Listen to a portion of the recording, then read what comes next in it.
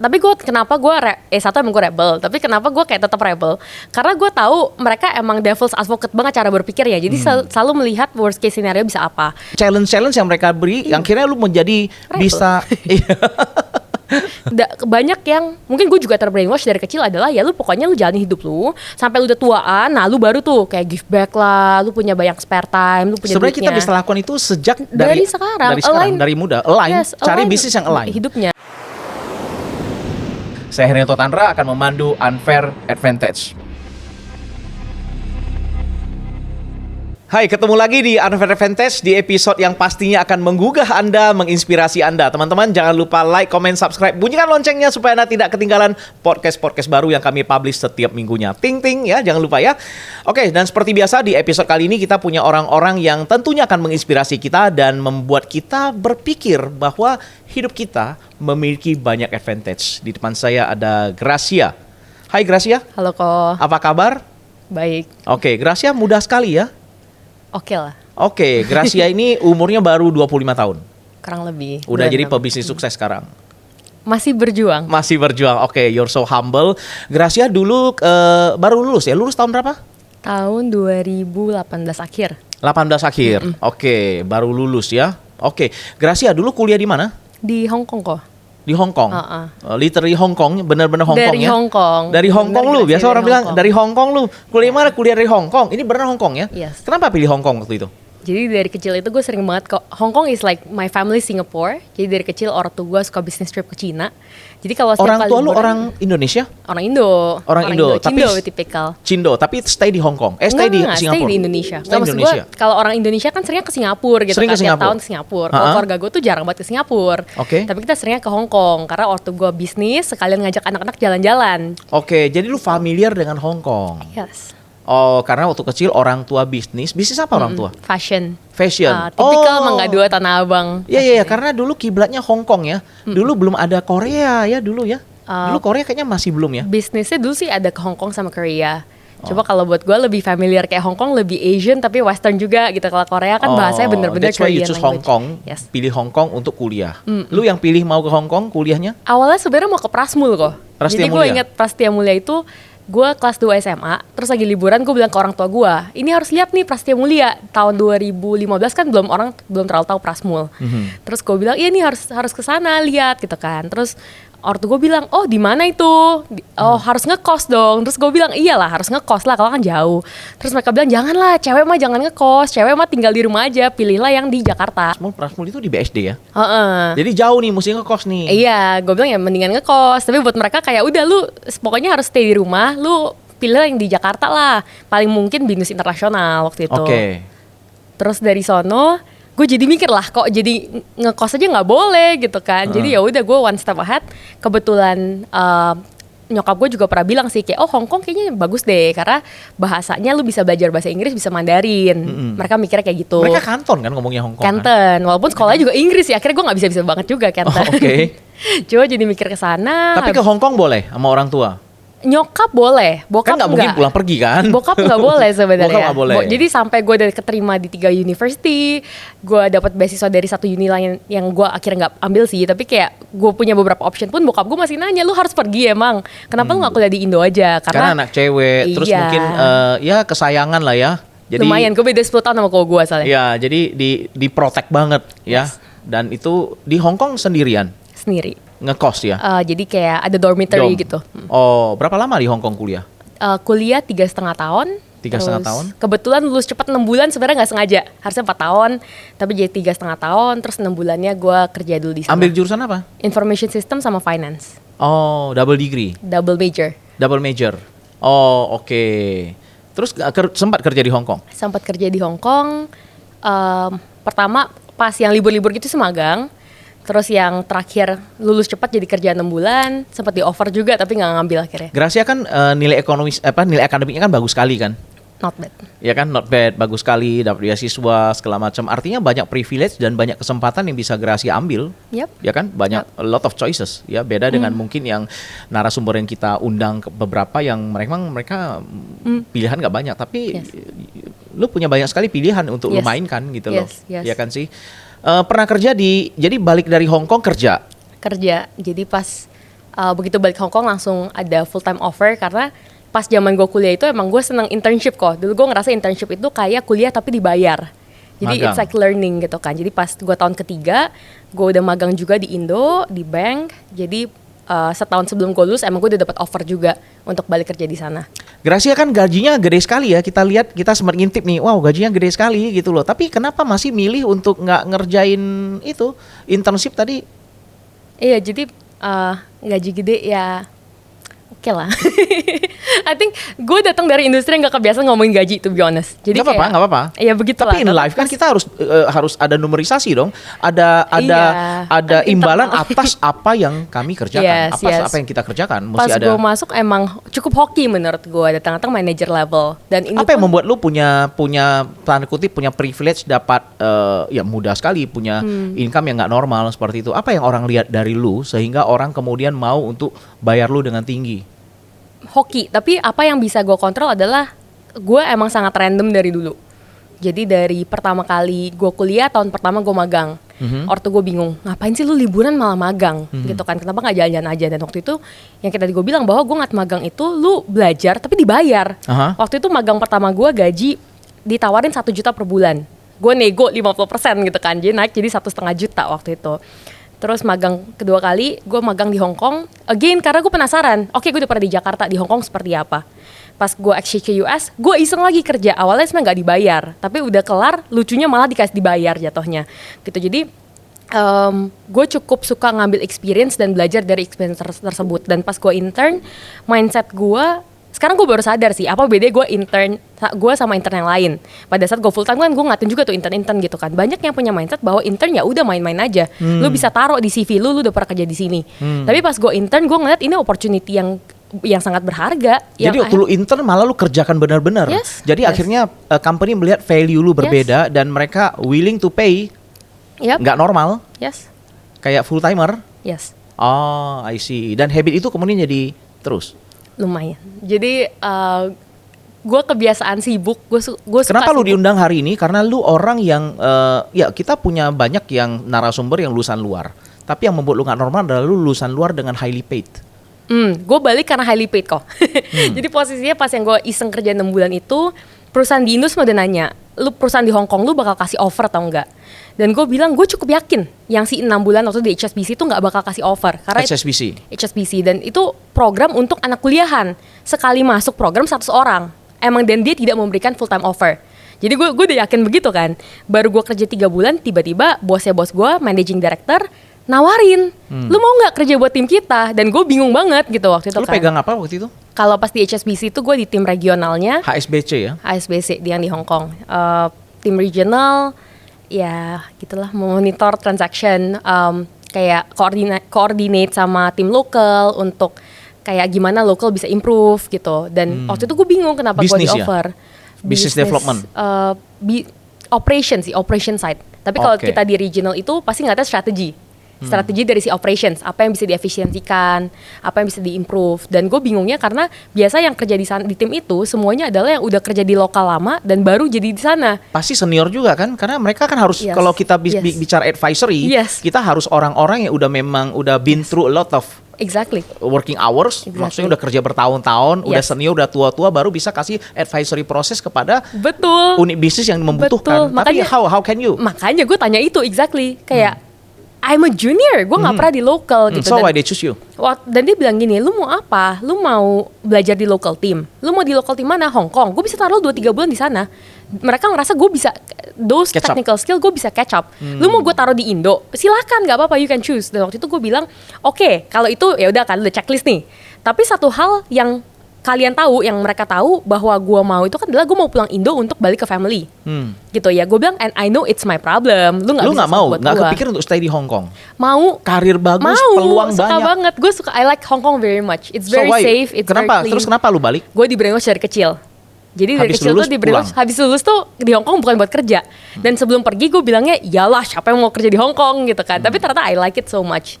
Tapi yang bikin gue mikir, dan itu waktu itu adalah kayak persimpangan yang bikin gue mikir, should I stay in Hong Kong dengan tim yang udah gue suka, yang memberikan kesempatan kayak gitu, yang buka headcount padahal lagi hiring freeze, lagi nggak hiring, dia nego lagi sama bosnya, dan gue punya negotiation power dong, orang dia buka opening, gitu. Dan di sana senior gue bisa minta gaji yang tinggi juga gitu.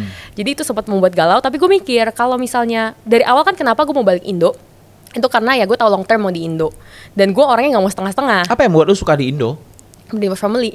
Oh, karena family. Brainwash family. Gue tahu long term gue mau balik Indo. Orang tua maksa harus balik. Dibilang maksa sebenarnya kayak mungkin lumayan sih. Cuma value itu udah tertanam di gue. Bahwa gue mau balik dalam jangka panjang. Oke.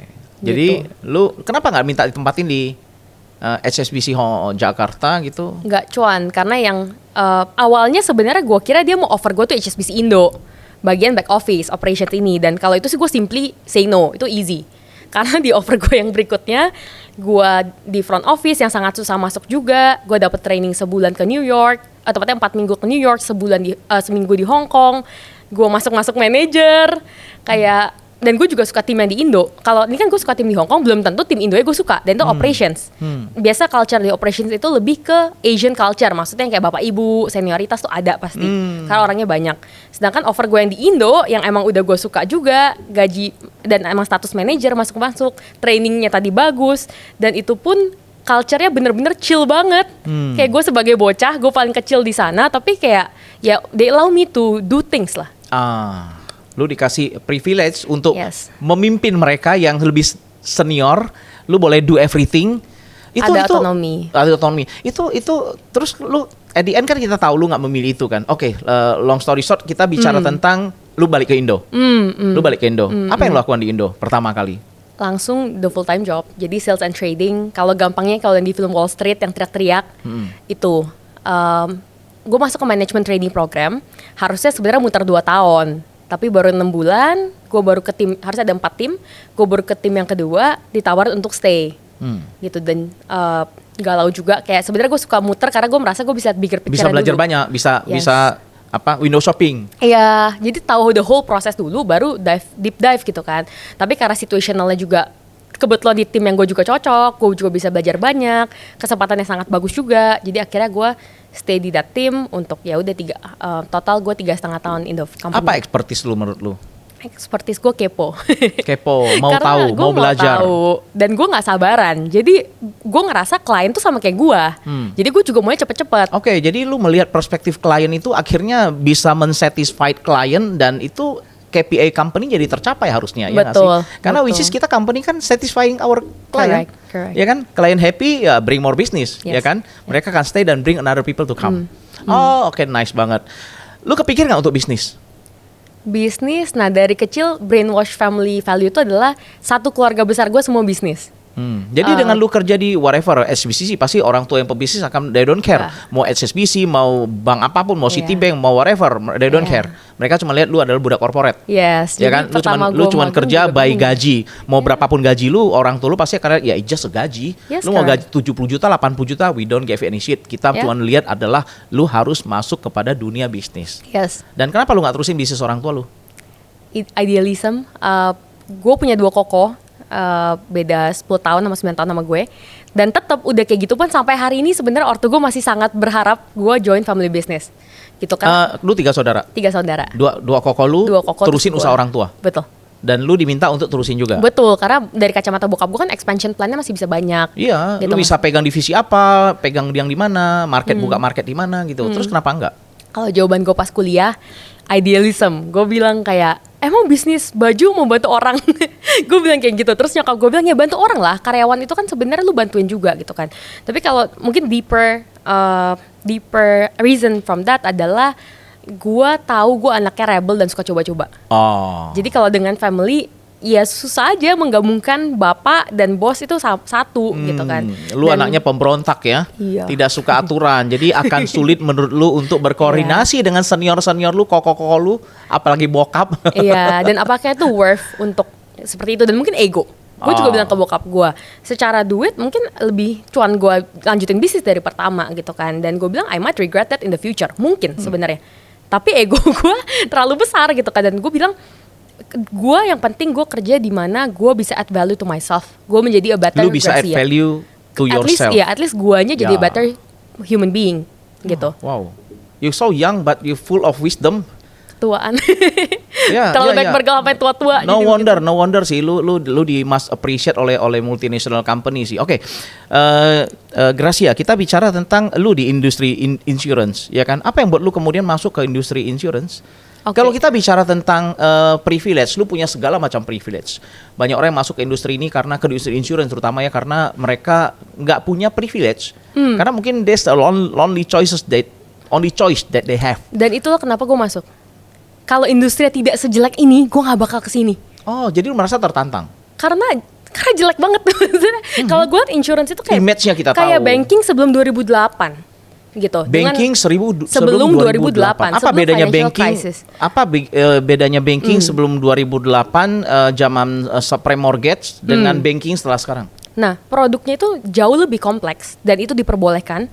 Tapi pas dijualnya kayak kacang goreng. Yang penting jual aja, orang juga nggak ngerti, ya udah pasti cuan punya. Beli, yang ada loss. Akhirnya 2008. crisis. Yes. Krisis global. Dan setelah krisis apa yang terjadi? Produk ribet jadi nggak boleh. Iya. Sama OJK tuh nggak boleh. Gitu. Setelah itu ya udah jadi simple banget dan jadi gue merasa tertantang masuk ke industri insurance karena carut marut. Iya, karena kasihan banget orang-orangnya. Karena dan it's a negative cycle, it's a negative loop. Memang saking jeleknya insurance industry perspektif apa kayak image, that perception, ngapain orang bagus masuk insurance? Gitu. Tapi akhirnya cycle-nya apa ya? Menarik loh, orang suffer. biasa datang karena ngelihat bahwa it will bring a better income, bring a better life, tapi lu ngelihat bahwa ini adalah satu game yang ini challenging nih. Ya kan? Tapi apakah dengan challenging ini kemudian setelah jadi nggak challenging lagi, lu takutnya nanti lu berpikir, wah kayaknya udah deh, I'm done with insurance business. It's that bad. I know it's that bad. Okay, it will took a long time ya. It's that bad. Jadi, even simple stuff, even orang-orang di finance, orang-orang S1, baru minggu lalu ada satu fintech besar juga kontak gue buat knowledge sharing gitu kan dari tim strateginya, tim marketingnya, bahkan mereka pun yang sangat well educated sudah di fintech, they don't understand basic insurance, gitu. The concept of insurance, why insurance is needed bahkan, gitu. Dan ya nggak usah ngomongin ya pasal-pasal gitu kan, kenapa orang trauma sama insurance, kayak ya again it's that bad sih. Itu yang gue ngelihat kayak gue tidak berharap mengubah industri. Itu menurut gue terlalu bullshit. Untuk expect semua agent di proper tuh nggak bisa jawabannya. Karena kalau gue di kacamata yang tadi ngomongin privilege, kalau gue di in the shoes of agent yang gue harus jualan hari ini buat gue bisa makan, gue nggak bakal sih deals ini. Gitu. Tapi gue apa yang lu lihat? Apa yang lu coba untuk ubah? For people to understand insurance as insurance. Understand the basic, understand insurance is a financial contract yang kompleks dan agent itu kerjanya apa? Ya mentranslate dong, harus detail gitu. Memang kita sama-sama tahu komisi itu dapat di awal. Jadi kalau gue jadi agent yang tidak proper pun, gue akan mikirnya ya udah gue jualan dulu aja, gitu. Ataupun ya orangnya mungkin bukan sengaja mau melakukan itu, tapi emang nggak punya the skill ataupun the ecosystem untuk belajar, nggak punya that ya again privilege lah, the knowledge untuk bisa belajar lebih dalam gitu. Jadi dia tidak merasa salah. Gitu. Yang ada pada akhirnya orang akan malah traumanya pada saat klaim dan terusnya kayak gitu, kayak never ending. Begitu terus. Jadi sebenarnya potensi insurance itu gede sekali karena banyak orang yang nggak aware, nggak ngerti bahkan tentang literasi keuangan, tentang insurance. Itu yang kemudian membuat lu tertantang, excited gitu. Challenging. Meaningful. Oke, alright. What do you expect dari bisnis insurance yang lu sekarang jalanin? How can you see you yourself in the future? Gue myself in the future make it just scalable. What I do now but more scalable gitu kan. That's what I How do. to make scalable? Scalable tuh dua sisi. Scalable dalam education part, scalable dalam after sales service juga. Gitu. Jadi gue sadar apakah 10 tahun lagi Gracia bakal se-hype ini, mungkin tidak. Mungkin kalau gue bercanda gue suka bilang mungkin gue mau jadi high gak ngapa-ngapain gitu kan. Walaupun orang sekitar gue bilang mana bisa sih si Gracia gak bisa ngapa-ngapain gitu. Tapi ya improve that literacy from the client side, karena kita nggak bisa expect si agent itu jadi bener. Mau nggak mau kita dari client side-nya gitu, maupun the agents ya di educate lah. Langkah nyata yang udah lakukan dengan lu implementasikan dalam dunia insurance, langkah nyata yang lu lakukan apa yang membuat lu kayak berbeda dengan agency lain, dengan agent lain, dengan leader lain? Apa what makes you difference? I educate, bener-bener educate. When I say education, it's not talking about product. Gue bener-bener educate. And then the value of objectiveness. Mungkin kalau 2 hari lalu ada klien yang bilang gini kayak, thank you ya udah kayak nggak bikin dia takut gitu. Karena dia sudah mengalami yang ngomongnya, oh ya gue mau sharing asuransi, akhirnya apa? Jualan tanpa ngerti kebutuhan kliennya apa. Gitu. What I do is I educate you first. Itu kadang yang jadi momok di carut-marut dunia insurance ya kan di Indonesia, karena orang asal jual. Mereka menjual produk tanpa nasabah, tanpa klien memahami apa yang mereka beli. Kayak tukang obat. Iya. Oke, jadi lu mentransformasikan ke tim lu juga supaya tim lu juga semua punya message yang sama. Harus. Jadi Value itu yang sebenarnya paling potensi yang besar. Sebenarnya ini yang kita butuhkan untuk membuat bagaimana bukannya industri insurance, every kind of industry. Kalau memang semuanya itu berangkat kepada kepuasan customer, kepada mereka mengerti produk apapun, even jual baju pun, kalau mereka ngerti kenapa baju tipe ini yang mereka harus beli, mereka akan beli dengan sendirinya. Jadi kita nggak perlu menjual sebenarnya, kita cuma just make them understand, dan mereka akan dan itu nggak gampang memang. Education part, to be fair, it's not easy karena udah banyak yang trauma juga. Jadi pas gue ngomong kata educate pun mungkin banyak yang udah berpikir kayak elah ini mah just another agent yang bakal kayak mentrap gue gitu.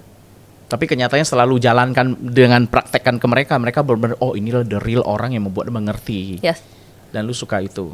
Oke, kita dari tadi ngerasa bahwa lu datang ke sini bukan orang-orang yang menonton pasti akan berpikir bahwa Gracia datang sini not for money, not for business, not for making money, not for making growth. It's for you and your passion and about the you want to change maybe people's life mungkin.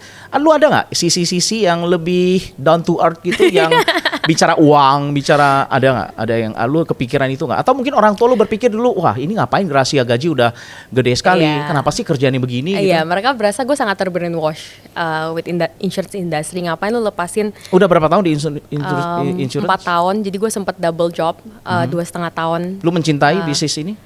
I do it as a hobby from the beginning. Jadinya dari awal ya. Uang udah ikut? Of course. Uang ikut. Maksudnya emang money is just quote cliche yang orang bilang kayak lu give value dan money will come. I believe that happens gitu. Ya memang itu bukan klise loh. Itu the real actually. Orang-orang yang udah mengerjakan dan dapat besar dari uang yang mereka dapat karena actually they put value first. Mereka put value first. They bring their heart first. Ya kan, mereka lakukan dengan sepenuh hati. Maka ya semua pekerjaan sih ya gue percaya semua industri begitu ya. Kita lakukan passionate, kita lakukan dengan hati. Maka itu bukan klise sih, itu sebenarnya benar-benar literally seperti itu. 50% of my client comes from referral atau repeat order atau yang dulu gue udah pernah jelasin tapi they just come gitu. Jadi ya itu sih gue udah ngelihat the impact lah. Maksudnya hasilnya, the result does comes gitu. Jadi sebenarnya semua orang bisa ya ke industri ini ya. Yang penting mereka mau bawa hati mereka mau benar-benar like datang. Any job sih, maksudnya bukan hanya in a lot of jobs it comes back to lu mau gimana cara kerjainnya, your consistency, why do you do that gitu kan. Dan apakah lu ngeliat ini tuh long term atau short term gitu. Kalau ngeliat long term dilakuin dengan benar, dilakukan dengan proper lah, professionalism is a must sebenarnya. Tapi seakan-akan realitanya it's not a must gitu kan. Di Indonesia kayak di Indonesia karena literacy klien pun jelek gitu. Jadinya belinya apa bantu-bantu gitu kan. Tapi kalau emang dilakukan dengan benar ya in the long run bakal ada hasilnya. Wajar orang sejelek itu kok. It's not hard for you to become better than average agent. Tapi yang gue sadari orang-orang kayak gue attract likes gitu kan. Gue attract orangnya apa, teknis, suka pasal, detail banget lah, kayak maunya the best for the client. Tapi jeleknya apa dari orang begini, overthinker, kagak dikerjain. Lah kan gue belum pernah ngurusin claim, gimana gue mau bantu klien? Gue kayak ya kan lu gak pernah jualan gitu kan, gimana ya lu ngarep diri lu sendiri claim. Orang tua mendukung lu di industri yang berbeda? Enggak. Dulu gak mendukung, sekarang mendukung? Enggak. Sekarang juga enggak? Setelah melihat riset juga enggak? No, money doesn't give in. Jadi keluarga gue gak pernah ngeliat orang insurance yang proper. Gak pernah insurance proper. Akhirnya dia mengenerate bahwa lu kayaknya jangan ke dalam dan nanti lu akan jadi salah satu dari mereka nantinya. Iya, dan tapi kenapa gue satu emang gue rebel, tapi kenapa gue kayak tetap rebel? Karena gue tahu mereka emang devil's advocate banget cara berpikirnya. Jadi selalu melihat worst case scenario bisa apa. Mau dulu gue bantu bikin organisasi ngajar TKI, mereka juga ngelihat jeleknya apa. Mau itu spiritual, mereka juga kayak nggak usah spiritual lah, nggak usah duniawi lah. Jadi kayak mau apa kan? Jadi gue tahu kayak contoh ya kalau dari tapi itu mungkin challenge yang mereka beri yang akhirnya lu menjadi rebel. Bisa iya malah bikin gue pengen nyari tahu sih. Dan maksudnya gue I know it's a good thing lah, maksudnya I know I'm not doing the wrong thing, jadi ya makanya gue keep on going. Lu punya message gak sih buat orang-orang yang sekarang ada di industri yang atau mungkin coba mereka baru mau masuk ke industri yang baru? Lu kan tadi kan mungkin orang kayak lu kan nggak banyak Gracia, yang orang yang memang masuk karena tertantang. Kalau yang lain masuk mungkin karena kecelakaan, karena terpaksa, karena kondisi yang mengharuskan. Ya, lu punya message gak sih buat orang-orang yang sekarang sedang berpikir atau di persimpangan nih, jalan nggak ya, ambil nggak ya, Any suggestion for them? Explore sih. Jadi maksudnya ya cari tahu your why. Maksudnya apa yang membuat lu mau ataupun nggak mau. Contoh, kalau pas gue di awal, I do my research gitu kan. Sebagai orang finance yang gue buka apa? Laporan keuangan gitu, walaupun gue juga mabok sih. And then ask around. Orang-orang yang begini tuh memang very curious gitu kan ya, tanya, walaupun gue ngerti kadang-kadang masalahnya apa, dia nanya kiri kanan jawabannya juga nggak memuaskan gitu. Kembali ke your why dan dilakuin dulu sih, see if it works or not gitu kan, see if it aligns with your value or not gitu. Kalau misalnya nggak align sama your value, ya mungkin jangan gitu kan. Kalau it aligns with your value, it adds value to yourself or other people somehow, ya why not? Apa yang di insurance ini yang lu lihat sama dengan value lu? Karena pada nggak bener, jadi bisa dibenerin gitu. Sebenarnya lebih ke itu, bahwa mau di kerjaan apapun, gue yakin kita harus proper gitu. We have to say the truth, we have to be objective sebisa mungkin. Terus udah gitu, banyak industri yang juga masih carut marut. Kenapa lu nggak berpikir ke industri lain yang carut marut? Kebetulan I just happen to be here, to be honest. Kayak emang mungkin karena gue juga datang dari background finance, gue ngerti juga teknis-teknisnya seperti apa. Gracia, kita bicara tentang industri asuransi yang awalnya waktu lu masuk, lu datang karena tertantang dengan carut marutnya ya, tentang betapa banyak yang tidak profesional, betapa banyak yang deliver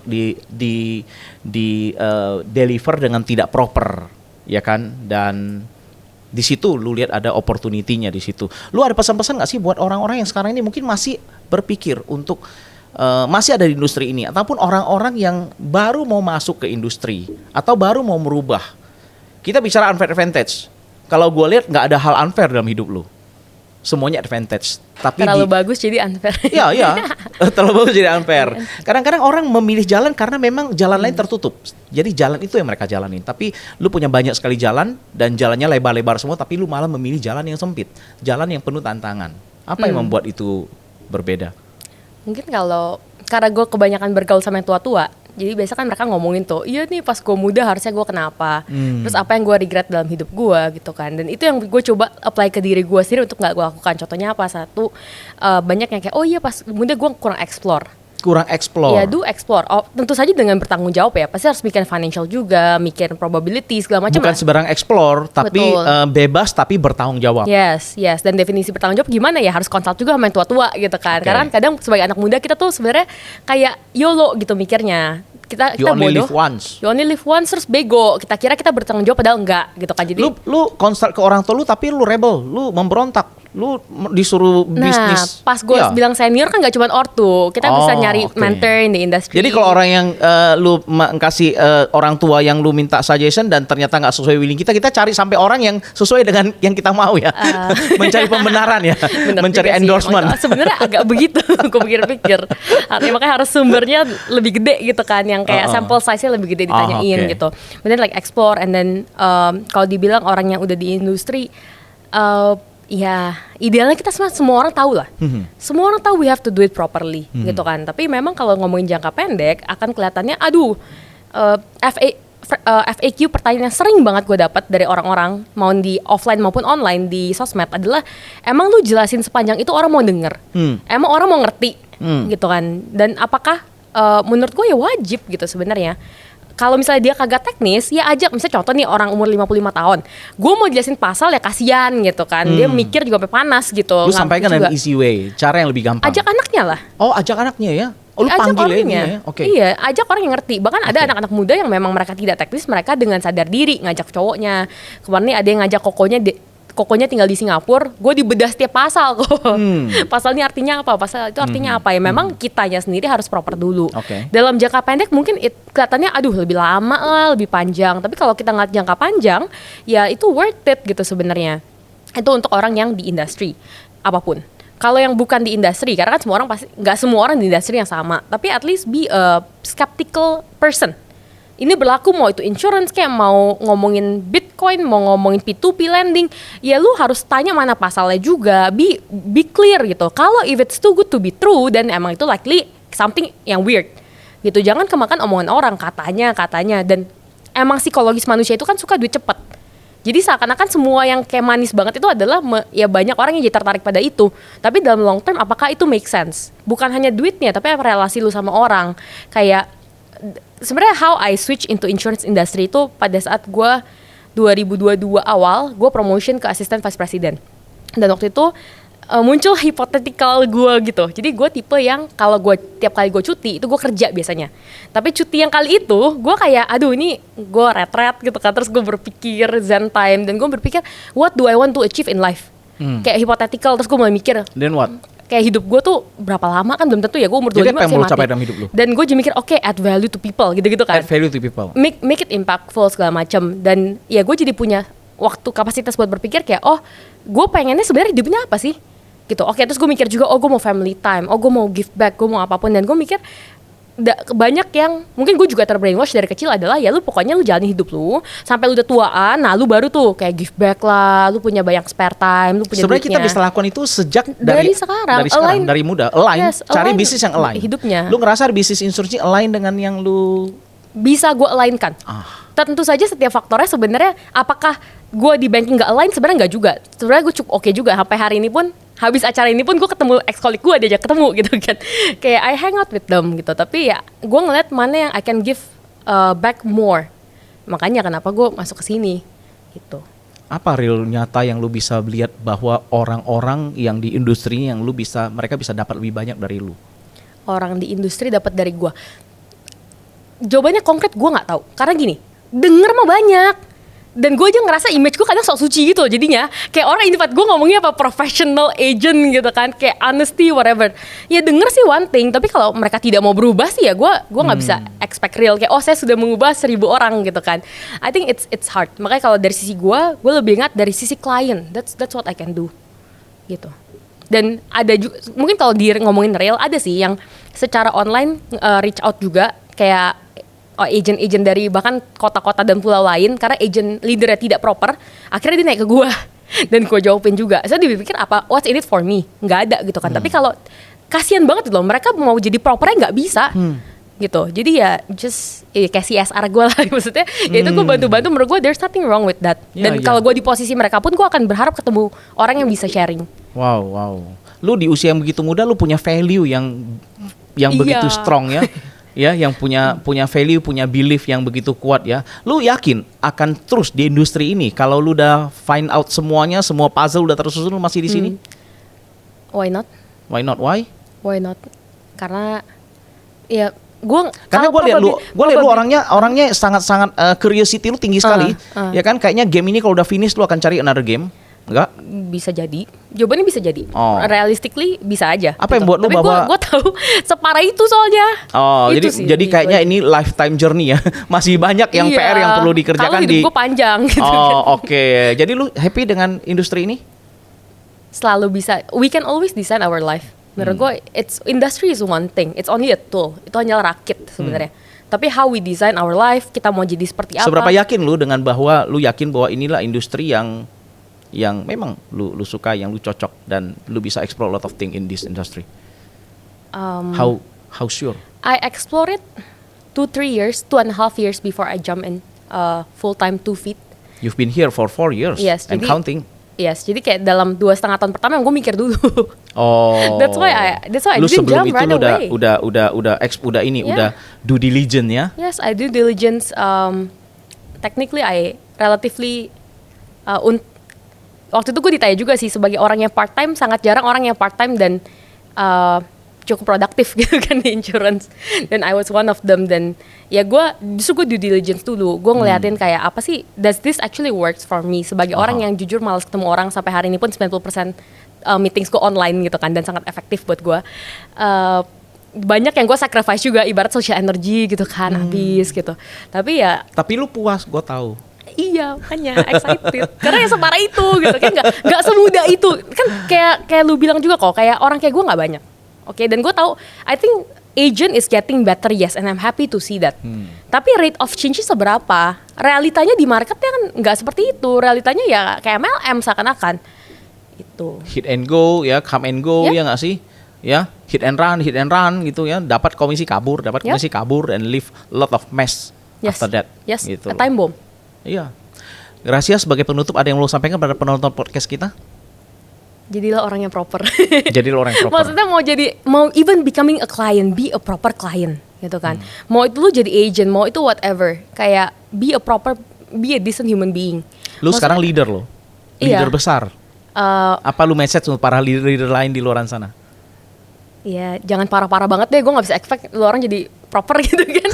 Tapi kurangin deh, damage-nya kurangin gitu loh. Karena if impact-nya ke, ya makanya gue mau bilang jangan itu sih. Maksudnya kayak, gua ngerti. Kayak theory wise everybody knows sebenarnya. Tapi ask yourself, apakah lu bakal regret itu in the long run atau enggak. Mungkin satu contoh konkret, tim gue yang pernah gue marahin, yang gue oceh-ocehin adalah yang datang ke gue, Ci, aku boleh gak bilang ke om tante aku minta bantu-bantu. Dan konteksnya sebelumnya itu dia pernah jualan dan hampir gak jelasin pengecualian, detail, dan gue ocehin parah. Gue bilang, you know why I'm here gitu. Teknis segala macam ada agent gue yang gue kayak ngajarin dari bahkan Excel sheet gimana cara pakainya gitu kan.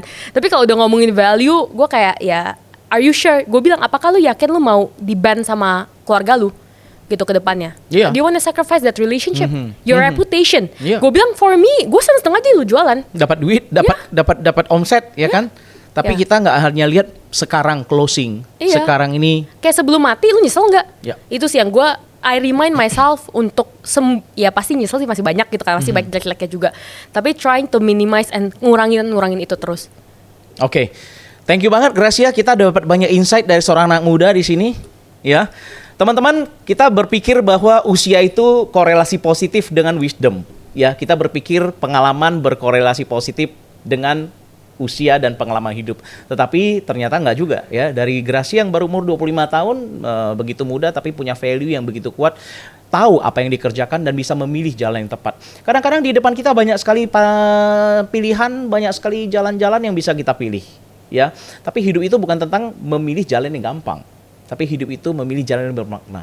Jika Anda ngerasa bahwa mungkin di potensi yang Anda kerjakan sekarang sudah tidak lagi membutuhkan Anda, mungkin Anda mesti ke dunia lain bisa Anda selamatkan seperti Gracia. Pilih ke dunia lain yang bisa dia selamatkan. Dan tentu saja hidup ini bukan tentang hanya kita, tapi berimpactful kepada orang lain. Jika kita mengerjakan hal yang proper, kita mengerjakan hal yang baik, kita mengerjakan sesuai dengan passion, sesuai dengan hati, sesuai dengan misi, kita bawa diri kita, kerjakan dan benar-benar hasil akan mengikuti. Dan teman-teman, apapun yang kerjakan di luar, di tempat lain, ya, mari kita lihat dunia lain yang bisa Anda selamatkan. Unfair Advantage, saya Rianto Tandra, kita akan ketemu lagi di episode-episode yang lain. Jangan lupa like, comment, subscribe, bunyikan lonceng supaya tidak ketinggalan episode lain yang kami tayangkan minggu depan. Ciao, bye-bye. Unfair Advantage.